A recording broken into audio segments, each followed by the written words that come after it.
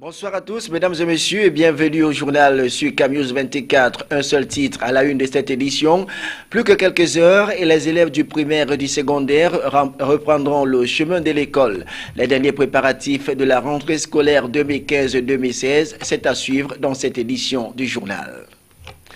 Une fois de plus, bonsoir à tous, mesdames et messieurs. Année scolaire 2015-2016, on l'a dit, c'est donc demain lundi la reprise des cours sur toute l'étendue du territoire national. Au ministère de l'Éducation des bases et des enseignements secondaires, l'on veille au grain.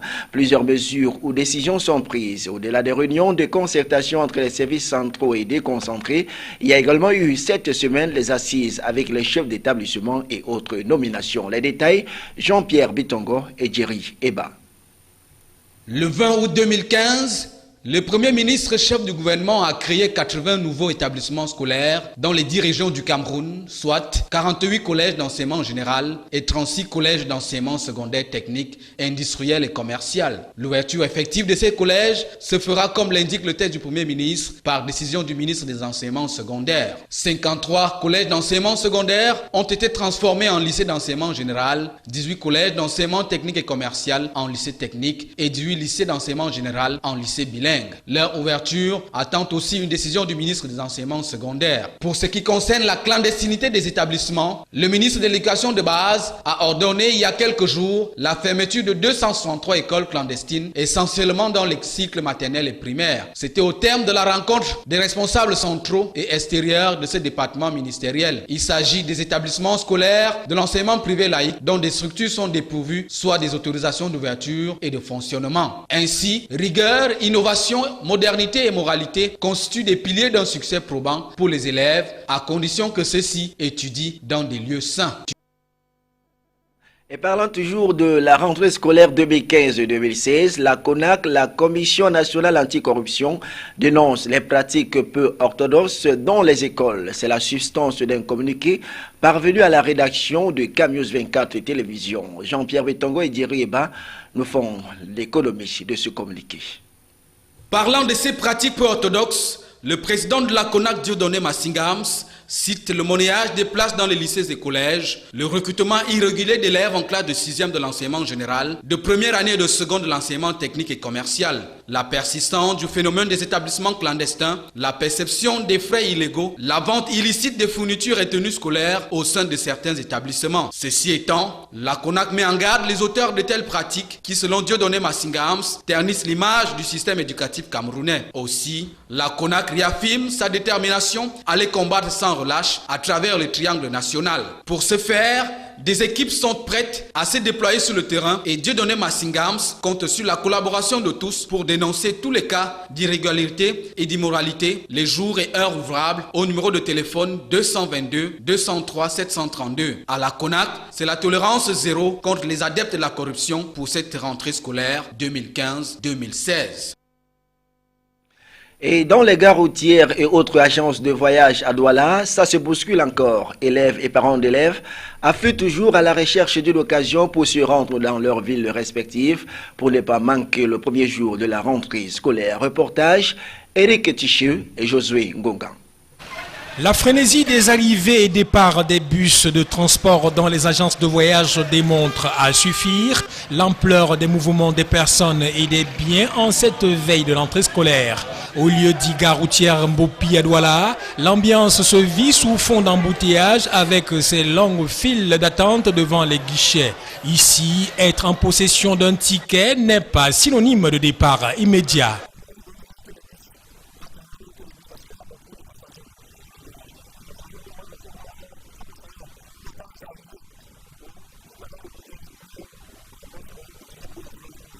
La sécurité n'est pas en reste.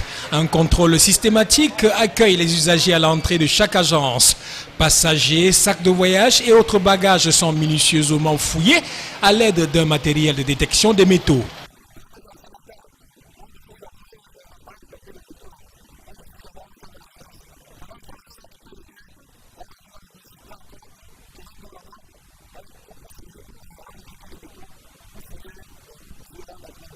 Malgré les mesures prises par les responsables d'agences de voyage pour satisfaire la clientèle, le manque de voitures oblige les passagers à s'armer de courage et de patience en cette veille de rentrée scolaire.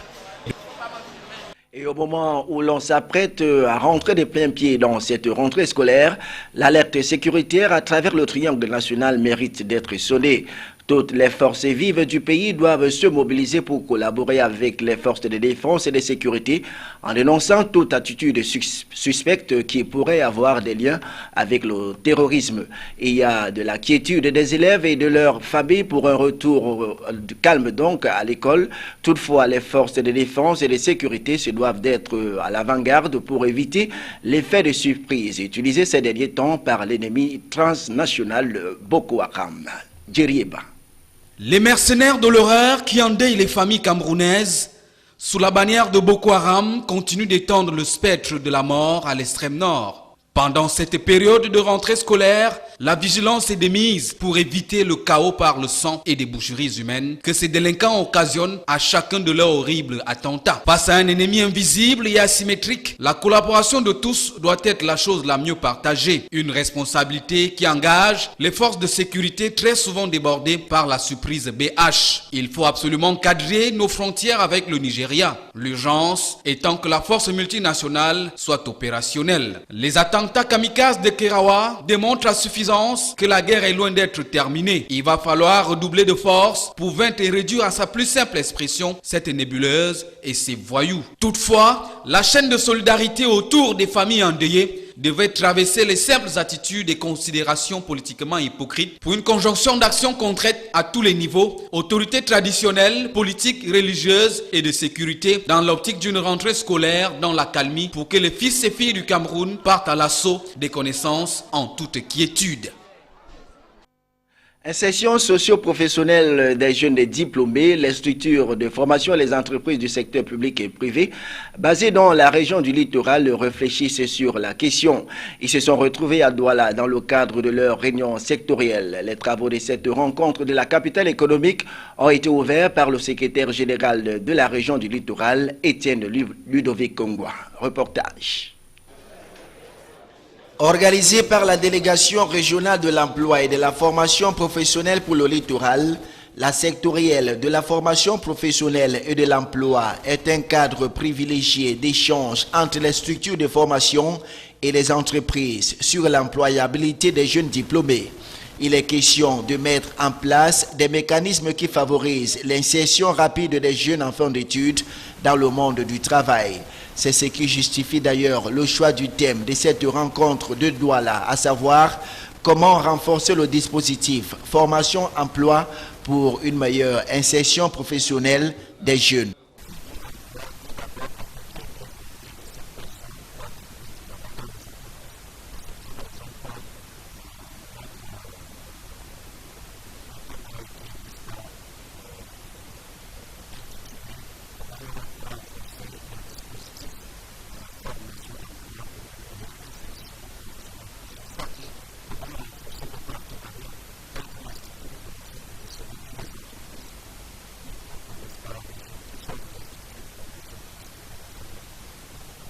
Les différentes parties prenantes à cette rencontre posent ainsi les jalons de la nouvelle année de formation qui est sur le point de démarrer, non sans faire le bilan de l'année écoulée.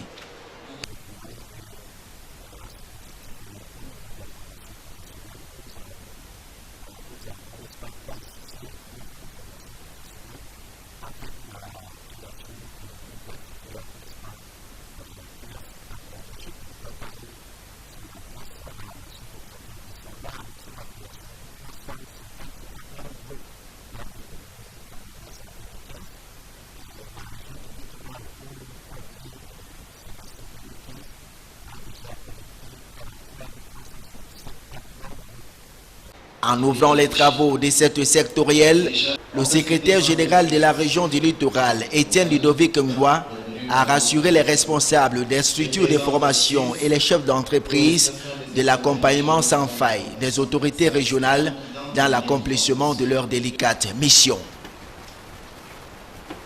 Dans la région de l'Extrême Nord, l'association Esprit d'aide, en abrégé ESPA, prime les lauréats du canton d'Ouvangar au baccalauréat de la session 2015. Une enveloppe de 25 000 francs a été remise à chacun des 39 lauréats. C'était au cours de la 7e Assemblée générale de cette association qui vient de se tenir dans l'arrondissement de Mérige. Compte rendu, Célestin Tabouli. Pour la 5e fois consécutive, l'association ESPA, entendez Esprit d'aide, vient de primer les lauréats au baccalauréat du canton d'Ouvangar dans l'arrondissement de Méry, département du Diamari. Une enveloppe de 25 000 francs CFA a été gracieusement remise à chacun des 39 lauréats au baccalauréat session 2015. Conçue depuis août 2011, cette initiative vise à promouvoir le culte de l'effort. Notre objectif, c'est plus de venir en aide aux bacheliers de notre canton. Faisions d'abord la sensibilisation des jeunes et à la fin, nous allions recueillir le résultat de tous les jeunes qui ont obtenu le bac dans le canton de d'Ouvangar, y compris même les diasporas, c'est-à-dire qui coiffent toute famille ressortissants de d'Ouvangar, même qui sont dans certaines villes comme Garoua, Gaoundéré et Yaoundé. Nous faisions toujours cette sensibilisation et nous venions en aide à ceux-là qui donc leurs enfants ont passé aussi le bac.